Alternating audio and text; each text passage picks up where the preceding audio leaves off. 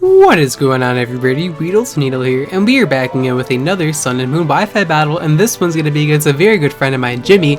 Many of you guys probably know him as Rob the Corn Cob, the admin on my Discord server. Some of you guys love him, many of you guys probably hate him because he banned your toxic ass. Now before we get into this battle, if you guys are enjoying my daily Sun and Moon Wi-Fi battles, please be sure to hit the like button, as it's much appreciated, and it really helps out the channel's growth. So if you want to see my channel grow, be sure to hit the like button.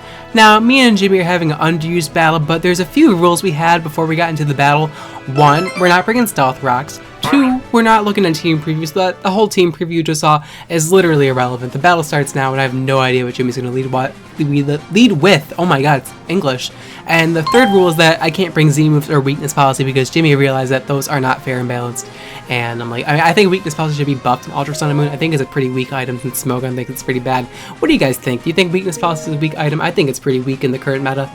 But Jimmy leads off with Volbeat. I let off with a Lone Persian, and I'm like, I don't really want to stay in here and take a bug type attack. So I bring in my Crobat, my underused. We actually only brought one underused each because we decided to have a battle with Morals, and I have no idea what his underused is yet, and I just immediately bring mine out because I'm like, here it is. It's my freaking Crobat. So now Jimmy brings in the legit Shiny Muk, which I can actually vouch for because I actually caught that Shiny Grimer back in Oras for him because Shiny Muk is one of his favorite Shinies. Smug in general is one of his favorite Pokemon, so I had to get him a legit Shiny Muk for him. But I'm actually a Nasty Plot Crobat, and now I'm able to go for an Air Slash as he's able to just hit me with Shadow Sneak first. Fair enough. I think he might be Assault Vest, but I'm not too sure. Gonna go for Air Slash, but of course, hitting a 95% accurate move is just wishful thinking, I guess. And now we're gonna get 2-hit KO'd by the follow-up Shadow Sneak, and yeah, my underuse literally does nothing in this game, and I'm like, wow, that's just a lovely start. So I lose my Crobat, which really sucks. Now I'm gonna bring in my Piglet here, my Grumpig. Now my Grumpig moveset's actually really cool. I think some of you guys are actually gonna really like this moveset because I thought up of it the other day, and it's pretty good actually. I just it's not the best Grumpig moveset, but it's pretty fun for memes. So it is a Combine Grumpig moveset, which is pretty cool. It's not that out of the ordinary because most Grumpigs are Combine, but this Combine Grumpig's pretty cool. It has a nice little heat addition that it got in Gen 7. So I'm gonna go for your second Combine because Licky is a pretty fat Pokemon, and Jimmy is notorious for running fat walls because that's his playstyle. I can't really knock him for it because it's what he's been doing since Gen 4. So I decided to speed this part up a lot because Grumpig against this Licky is actually a stall fest because Jimmy hits me up with a special, he hits me up with the Toxic, and I'm like, there we go, it's the Jimmy classic right there. And you saw the Protect, I think, so it's just Toxic Protect time. No, he hasn't revealed Protect yet. Here he pulls out the Protect, and I'm like, oh, that's the Jimmy specialty. Toxic Protect is what he's most known for and notorious for winning his games with. Very skillful indeed. So Toxic Protect, I kind of let my Grumpig get poisoned, and that kind of sucks for this moveset because I actually have the Agwet Berry with the Gluttony ability. That's actually the ability Linoone has, and that's the ability that allows it to have all of its health back after Belly Drumming. So we're going to get 50% of our health back after that, but it doesn't really matter because he's just going to continue Protect stalling me, and me allowing Grumpig to get poisoned is pretty much pretty big mistake on my part because this Licky's going to keep healing up its health, and I'm like, okay, I'm at +3, I predicted the Protect, so now I can finally hit him with a Hard-Hitting Psychic, but Jimmy hits me up with a double Protect because God forbid I hit a 95% accurate move, but he gets a 50% Protect. I'm like, yep, that's just what I needed. Perfect game. Thank you so much for that one. So Psychic, not gonna knock him out, and the Poison is going to knock me out. I do have Recycle on Grumpig set, so I can Recycle after losing my Berry, but unfortunately, me getting Poison makes it so using Recycle is pretty much useless in that situation, so I never really use Recycle. So now it's currently 4-6, and I'm in a pretty bad position. Now, as Jimmy can just go for the Protect for free. I was debating if he wanted to go for the if you want to go for Toxic, knowing he can probably face take a Persian attack because Persian's pretty weak, but he doesn't really know what a Alolan Persian does because he hasn't really played Pokemon since Gen 4 or Gen 5, but he didn't really play Gen 5 when it was a thing either because Gen 5, in my personal opinion, was probably the most boring metagame I've ever played in my life when the freaking Permaweather. Don't remind me of that Dark Age. But now he's going to switch out of his Licky and bring in the Jimmy here as Muk because he doesn't really know what a Alolan Persian does.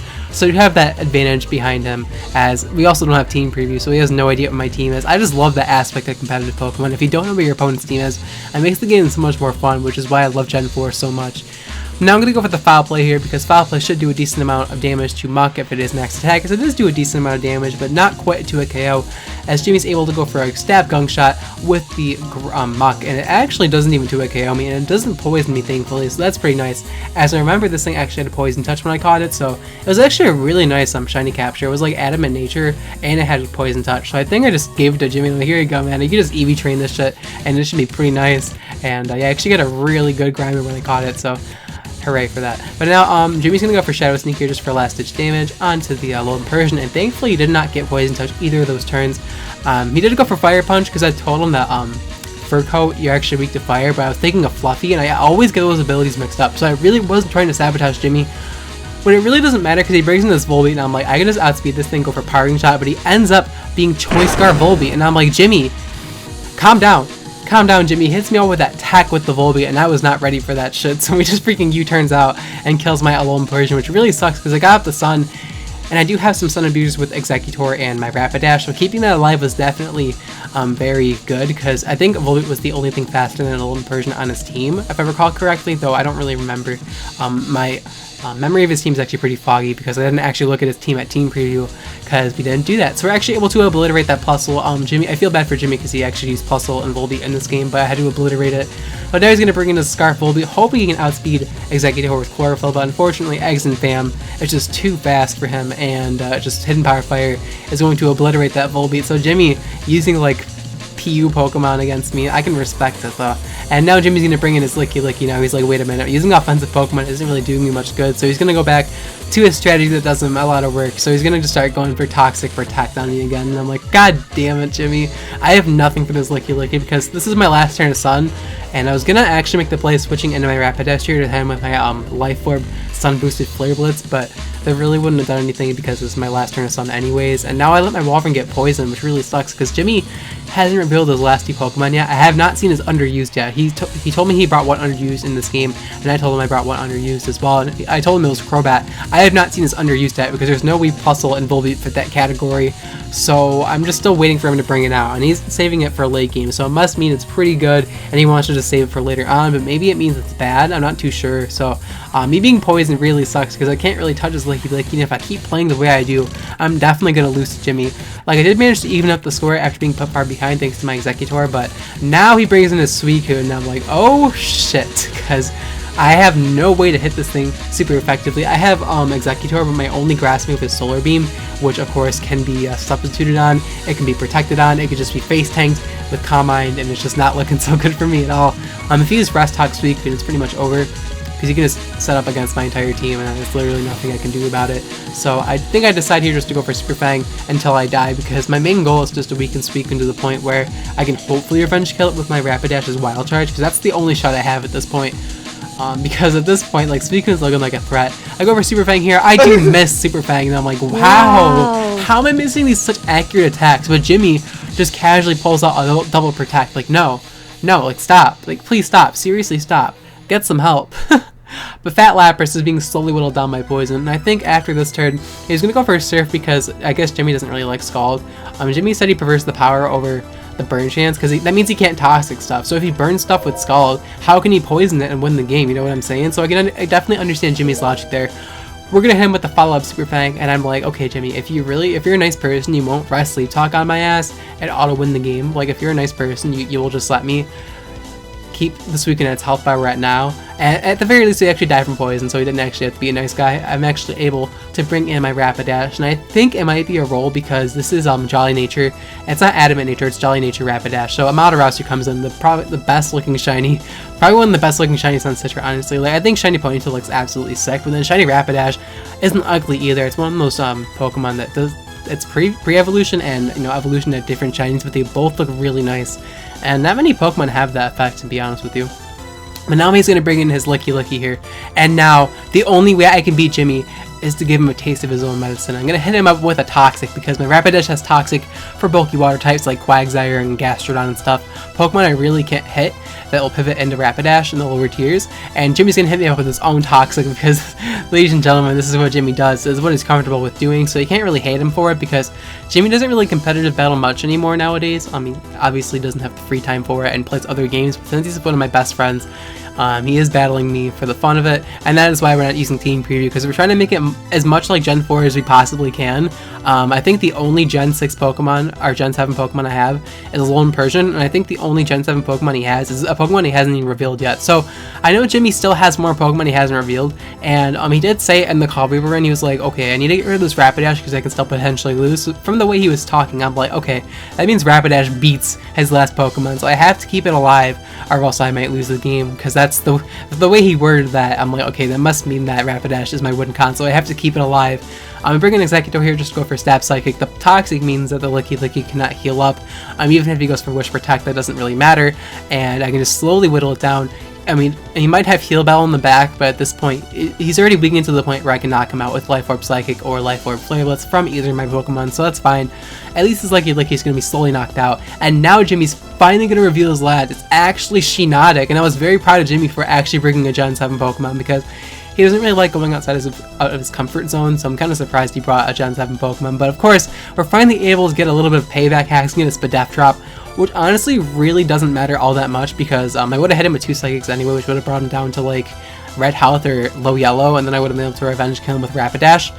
But then I guess I could have gotten Effects forward, so I guess it's up for debate if it really matters all that much. But I'm going to go for Hidden Power Fire, of course, legit Hidden Power Fire Exeggutor, and we're going to knock out the Shiinotic. And all it comes down to if Rapidash can actually knock out the Licky Flare Blitz, or if Licky just face tanks it. But I'm going to bring in Rapidash here, and I think I'm still going to lose this game, because Licky can probably face tank it, but then I remember the previous Psychic damage, and I'm like, no, this Licky has to be Spadef. So I'm gonna go for the Flare Blitz here. It's literally my only shot at killing this thing. Gonna go for it, and we're actually able to knock out the Licky, and we're actually able to defeat Jimmy with a narrow 1-0 victory. So it all came down to Rapidash Licky, which is pretty cool. That was definitely a really intense battle, and it was all because of the fact we didn't use Team Preview, because when you don't use Team Preview, like, that surprise factor works for everything, because you have no idea what your opponent's gonna do. And I think that adds such a cool dynamic to the game. So if you guys want to see more battles without Team Preview, let me know in the comments what your thoughts are on that.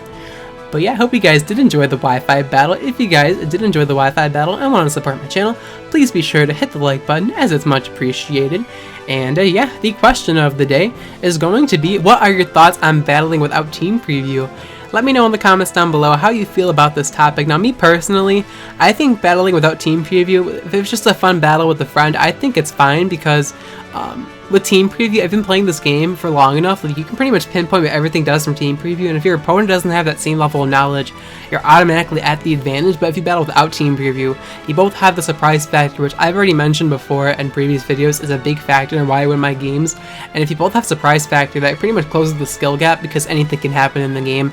And this is why, like, me and Jimmy have such close battles, because Jimmy, I mean, obviously I'm more skilled than he is, because he barely plays the game, where I play it like on a daily basis, but we're still able to have close games because of our rule set. Like, no Stealth Rocks means like you can't just auto win by setting up entry hazard blindly, and no Team Preview means you can't just like plan the battle like 20 turns ahead. And I just think it adds a cool dynamic to the game, and I just want to hear your thoughts on what you think about the idea. But of course, thank you guys so much for watching till the end of the video. I'll check you guys next time. Bye. Okay, mine. Okay, mine. Okay, mine. Okay, mine. Catch 'em all. Catch 'em all. Catch 'em all. Catch 'em all. That's really all that matters. TM87, so you know we got swagger. Yeah, we got the top to get the S, show me the ladder. Gotta catch 'em all to be a